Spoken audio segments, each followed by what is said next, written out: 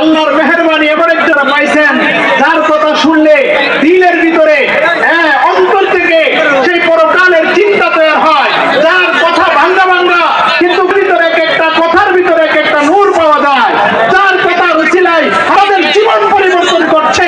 হাজার হাজার বেনামাজি যুবক যারা নামাজি হচ্ছে, হাজার হাজার বেআমলি লোক যারা আমলের দিকে আসছে এই হুজুরের কথার মাধ্যমে ভাঙ্গা ভাঙ্গা।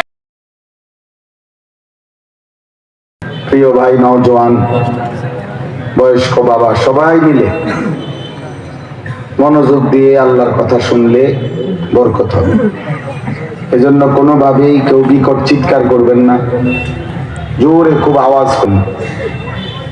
এবং ছেলেরা সবাই, আমি স্পষ্টভাবে আদেশ করলাম, হাতে ধরা যত সবগুলো মোবাইল বন্ধ করতে হবে।